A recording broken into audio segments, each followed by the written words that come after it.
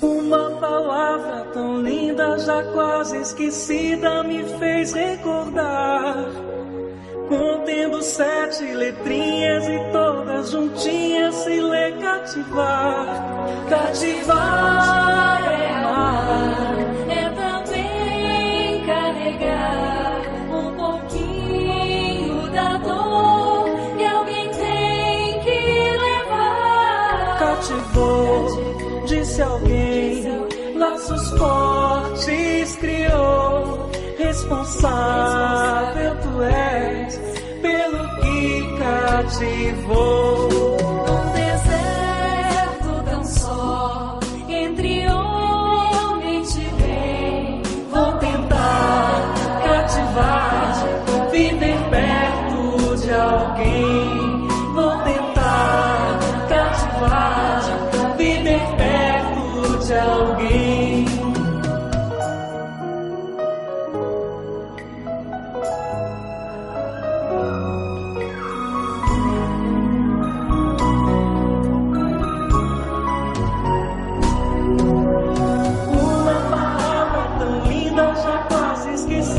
Me fez recordar, contendo 7 letrinhas e todas juntinhas se lê cativar. Cativar é amar, é também carregar um pouquinho da dor que alguém tem que levar. Cativou, disse alguém, laços fortes criou. Responsável tu és pelo que cativou. Num deserto tão só, entre homens de bem. Vou tentar cativar, viver perto de alguém. Vou tentar cativar, viver perto de alguém. Boa noite a todos. Iniciemos a noite de hoje fazendo a leitura de uma mensagem que nos foi endereçada aos nossos corações. É do livro Palavras de Vida Eterna, de Francisco Cândido Xavier, por Emmanuel. Vigiando. Se alguma virtude há, e se algum louvor existe, seja isso o que ocupe o vosso pensamento. Paulo, na carta aos Filipenses 4, versículo 8. Trabalhemos vigiando. Aquilo que nos ocupa o pensamento é a substância de que se constituirá a nossa própria vida.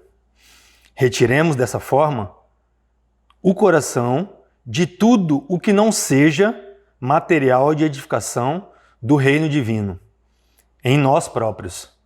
Em verdade, muita sugestão criminosa buscará envenenar-nos a mente.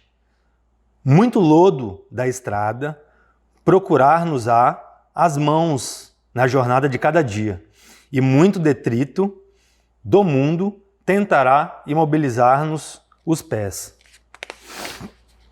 Entretanto, à frente de todos os percalços, não te prendas às teias da perturbação e da sombra.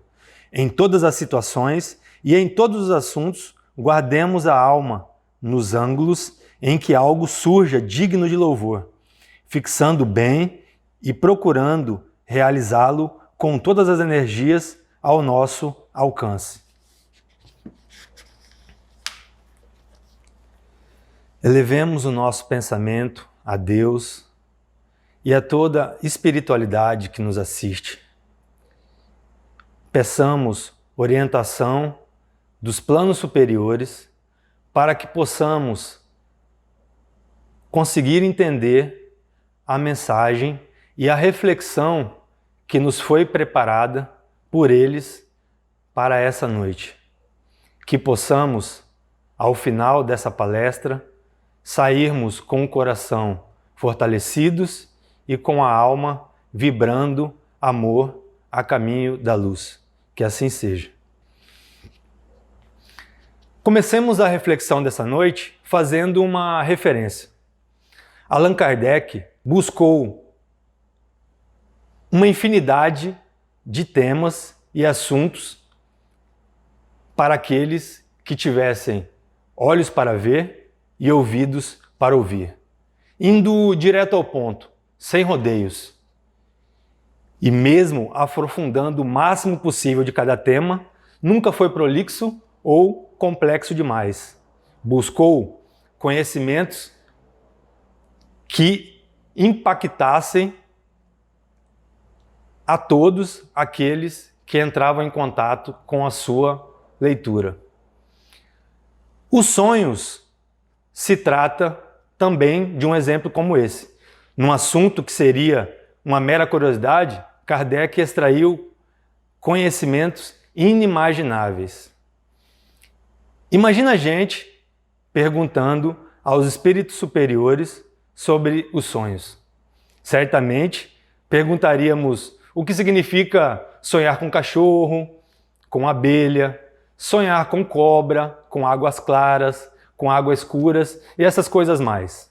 Mas olha a pergunta que está na questão 401 do Livro dos Espíritos. Olha a pergunta de Kardec. Durante o sono, a alma repousa como o corpo físico? E a resposta dos espíritos é não. Não. O espírito jamais está inativo. Ou seja, nem durante o sono, nem durante um período que se passamos na UTI, nem mesmo durante a morte. Em momento algum, o espírito está inativo. Perceberam a diferença das perguntas? Bem diferente, né? Bem diferente. Por isso, deixamos aqui todo a nossa deferência e a nossa gratidão a Kardec. Ainda sobre os sonhos, ele pergunta: durante o sono, o espírito encarnado permanece de bom grado em seu envoltório corporal? Os espíritos respondem de forma ainda mais impactante. É como se perguntasses ao encarcerado se ele se agrada com o cárcere. É como se perguntasse se um prisioneiro gosta da prisão.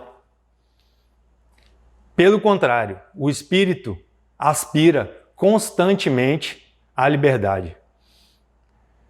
Mas notem que esse assunto, que essa temática da emancipação da alma durante o sono, surge da pergunta 400 para frente.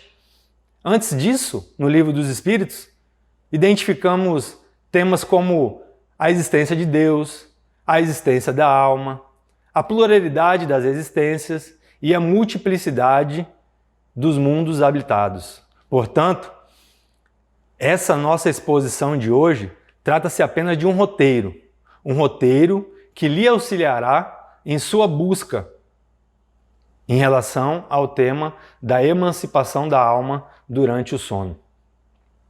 E o que concluímos com tudo isso?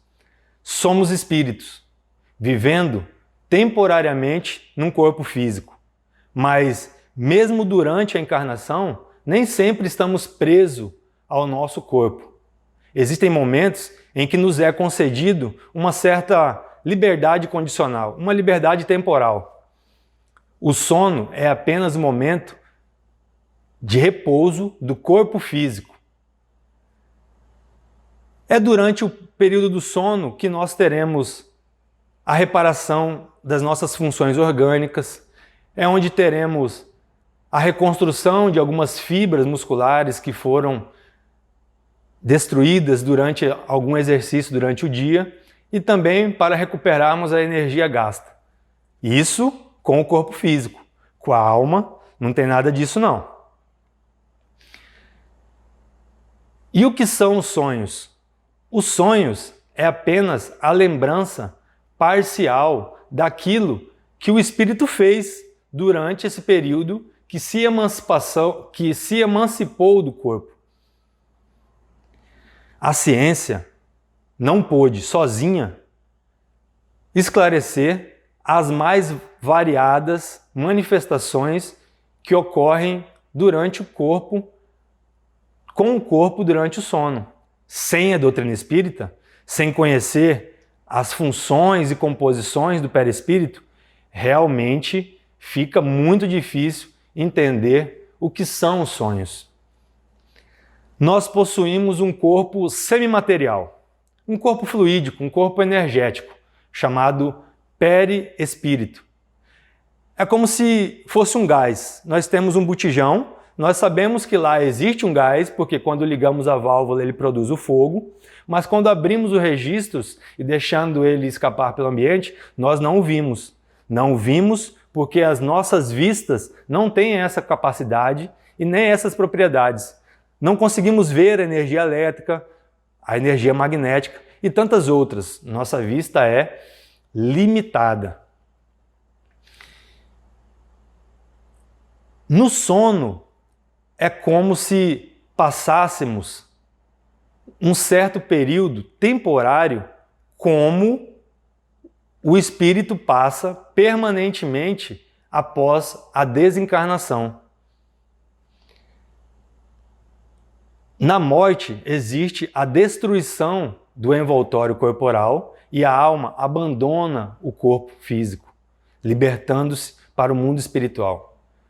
Durante os sonhos ocorre mais ou menos isso, mas ela retorna ao final novamente ao seu corpo. E se passamos cerca de 1/3 de nossa vida dormindo, se 8 horas das 24 nós estamos dormindo, se a nossa alma se emancipa todas as noites, é como se temporariamente estivéssemos livres espiritualmente, como ocorre quando ocorre o nosso desencarne. Engraçado, né? E o engraçado, sabe o que é? É que todos nós, com raríssimas exceções, passamos a vida inteira preocupados com este momento do final. E se 90 anos nós vivemos aqui nesse mundo, 30 anos, 1/3, nós passamos repousando o nosso corpo físico com a nossa alma emancipada durante o sono, fazendo e vivendo de forma livre. Mas façamos aqui um divisor de águas. Allan Kardec conseguiu extrair dos espíritos superiores conceitos, fundamentos e esclarecimentos de toda a monta. Mas foi com Francisco Cândido Xavier que André Luiz se apresentou até nós do mundo espiritual, descortinando completamente todos os fenômenos atinentes ao mundo espiritual, narrando com uma composição imensa de detalhes todas as suas próprias experiências enquanto no mundo espiritual.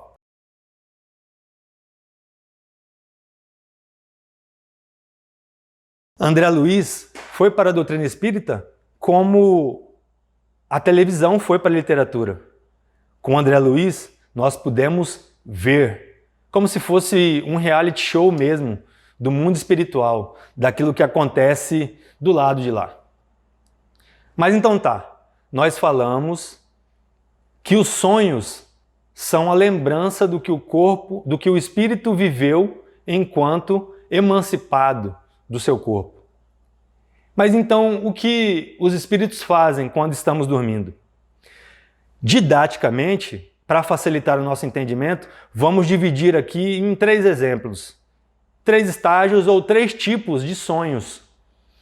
O primeiro deles é quando nós adormecemos e o nosso espírito permanece ali, plainando por cima do nosso corpo, repousando ainda de forma a não viver de forma efetivamente a sua vida como espírito. Recebendo reflexos simples das vibrações cerebrais que nos ocorrem através da memória. E sobre a influência dessas vibrações, passamos a viver coisas do dia a dia. O espírito do homem do campo, por exemplo, passamos a ver, de certa forma, um filme em nossa memória, absorvendo e recordando algumas vivências de que já vivemos no dia anterior, durante o próprio dia, ou até mesmo lembrando de sonhos e possíveis cenários que nós desejamos para o futuro. Já o segundo tipo, é como se a alma já estivesse emancipada, propriamente dita, ela já sai do seu envoltório corporal e passa a viver no mundo espiritual. No entanto, sem necessariamente o processo deliberativo, sem pensar racionalmente. Então, o espírito do homem do campo, por exemplo, ele retorna à plantação, observa a semente que plantou, analisa as condições do solo. O artista volta ao seu ateliê, observando as suas artes, suas obras, analisando cada detalhe, o que pode ser alterado, o que pode ser melhorado. As mães que têm filhos momentaneamente doentes, preocupadas, retornam aos pés das camas dos filhos e passam a viver ali como espírito, observando o filho, observando o seu sono, verificando se possivelmente está com febre. E também o criminoso retorna às suas cenas do crime, recebendo todas as impressões negativas daquele ambiente, sente as vibrações de sofrimento de suas vítimas, coisas que eles fazem e que nós fizemos durante o dia. O terceiro exemplo, propriamente dito, já se trata da vivência emancipada do espírito de forma deliberada. É quando, através de nossas vibrações energéticas, como se através dos nossos pensamentos, nós atraímos espíritos também desencarnados, mais afim com a nossa realidade. Podemos visitar lugares de estudo nas colônias espirituais, podemos entrar em contato com espíritos que nos são afins, recebendo alguma sugestão, algum esclarecimento, e também podemos conviver com espíritos inferiores que não estão preocupados com o nosso progresso e nossa evolução, nos levando a lugares indesejados que nós não gostaríamos de estar enquanto no dia a dia, mas de acordo com a nossa vibração de inveja, de arrogância, de vaidade, de egoísmo, atraímos esses espíritos. Portanto, nos sonhos devemos considerar a lei da afinidade.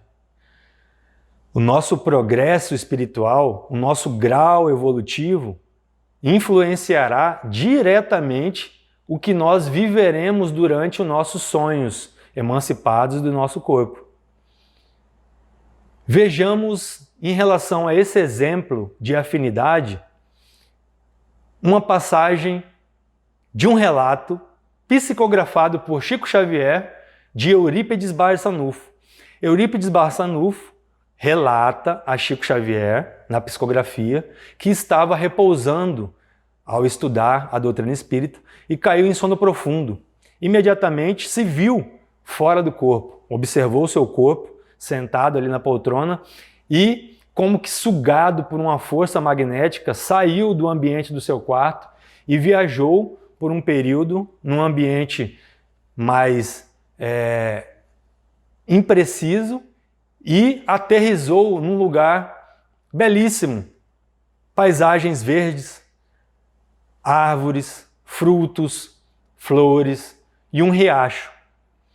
E do lado desse riacho havia uma pedra em que estava sentado um homem. Quando olhou próximo para saber quem era esse homem, não aguentou.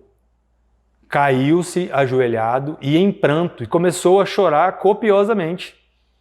O outro homem também começou a chorar. E Eurípides, achando estranho aquilo, perguntou ao Senhor: Senhor, por que choras?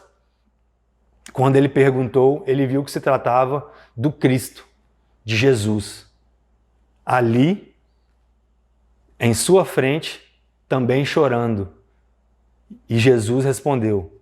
E ele perguntou a Jesus: Senhor, por que choras? Choras pelo sofrimento de todos que estão na terra? O Cristo respondeu: não, choro porque aqueles que podem alguma coisa fazer, nada fazem. E ele relata isso para Chico, dizendo que depois que acordou, nunca mais passou um dia sequer de sua vida sem trabalhar pela obra de Cristo, pela obra do Cristo. Olha que exemplo interessante da emancipação da alma durante o sono. Também, através de André Luiz, no livro Missionários da Luz, temos um outro exemplo. No capítulo 8, André Luiz relata a existência de um centro de estudos para encarnados. Estava ele, quem assistiu o filme Nosso Lar pode ver do que eu estou falando, André Luiz andando pela colônia Nosso Lar, observa um centro de estudos para encarnado, e lá, matriculado, 300 espíritos, mas que naquele dia em que ele visitou o centro de estudos haviam apenas 32 frequentando as aulas do curso. Ou seja, realmente nem todos conseguiram chegar lá, mas é também um exemplo de que André Luiz nos relata sobre um exemplo claríssimo do que ocorre quando estamos emancipados durante o sono. Mas notem que nem sempre recordamos daquilo que sonhamos, ou não lembramos parcialmente daquilo que sonhamos. É que nós, pela nossa condição de espíritos ainda em progresso evolutivo, nos ocorre todas as noites basicamente os 3 tipos de sonhos que nós relatamos agora há pouco. E lembramos apenas trechos de um desses sonhos.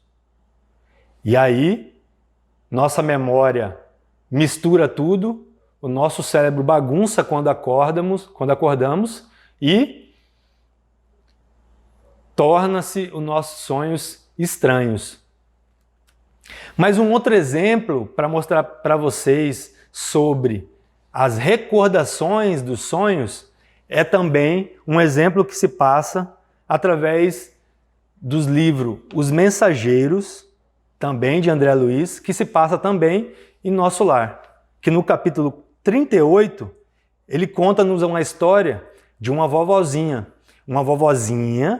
desencarnada, vivendo em nosso lar, que recebe o espírito da sua neta, que encontra-se encarnada, desdobrada, através da emancipação do sono, ali em espírito. E a neta estava sendo vítima de uma série de calúnias no seu meio profissional aqui na Terra. E olha só o que a avó diz à neta. Nieta, esquece os que te perseguem. Conserve tua paz espiritual acima de tudo. A calúnia, quando fere uma consciência tranquila, não passa de serpente mentirosa, a transformar-se em flor de virtude nova, quando enfrentada com o valor de uma coragem serena e cristã.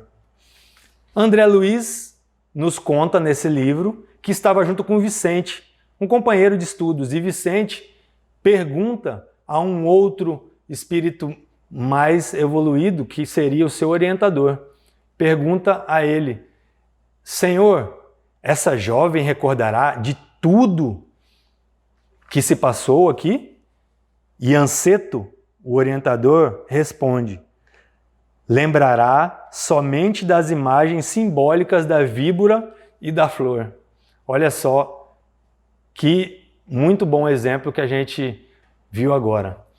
Então, com certeza, em 1940 e alguma coisa, quando esse livro foi psicografado por Chico Xavier, essa jovem acordou dizendo: olha, sonhei ontem com uma cobra e com uma flor, mas não sei necessariamente o que significa isso. E o sono é a porta que Deus nos abriu para que entremos em contato com os nossos amigos do mundo espiritual, amigos do céu.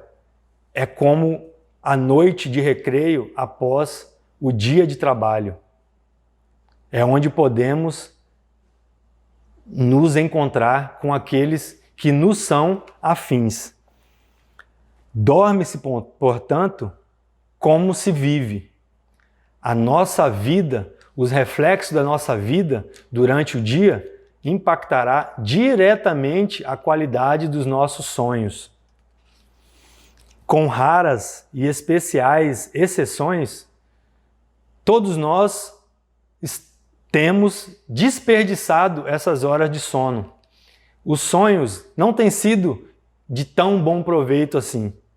É que, por nossa condição inferior, acabamos atraindo aquilo que é inferior também e nos ocorre de, inclusive, possibilitar que sejamos envolvidos em processos obsessivos pela companhia de espíritos não tão desejáveis. O hábito da oração é, sim, uma ferramenta muito eficiente do ponto de vista do mundo espiritual, mas não é suficiente. Fazer a oração do Pai Nosso de forma decorada, espontânea e até mesmo automática todas as noites não vai nos blindar completamente de espíritos e vibrações de espíritos inferiores. É preciso que tenhamos uma disciplina em relação aos nossos hábitos e aos nossos pensamentos durante o dia. Porque, conforme disse Emmanuel, os nossos pensamentos criam a vida que procuramos.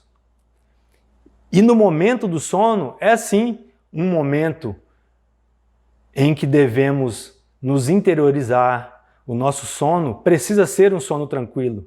Isso vai também influenciar na qualidade dos nossos sonhos. Não esqueçamos de tomar realmente um banho relaxante antes de dormir, de reduzir a claridade do nosso ambiente, do nosso quarto, de preferência um abajur, que possamos colocar uma sintonia de uma música instrumental que possa diminuir as nossas preocupações, nos levando a interiorizar. E todas as vezes que acordarmos sentindo sensações não tão agradáveis, ansiedade, angústia, podemos lembrar que, possivelmente, estivemos na presença de espíritos não tão acolhedores, vivendo coisas indesejáveis. E, no outro dia, reafirmemos as nossas convicções, fortalecemos a nossa disciplina, fazendo com que observemos melhor os nossos hábitos, os nossos pensamentos, para que na noite seguinte possamos ter um sono agradável na companhia de benfeitores, dos nossos anjos da guarda e todos aqueles que nos assistem. Sempre que estiverem se sentindo solitários e desamparados, orem, peçam a todos os benfeitores espirituais, a Jesus, o nosso Cristo, e peçam ajuda, porque, como diz o Cristo Consolador no Evangelho segundo o Espiritismo, no silêncio de vossos pensamentos, eu, o divino agricultor, cultivo as vossas almas. Muito obrigado a todos. Possamos novamente elevar os nossos pensamentos a Deus, ao Cristo e a todos aqueles que nos assistem.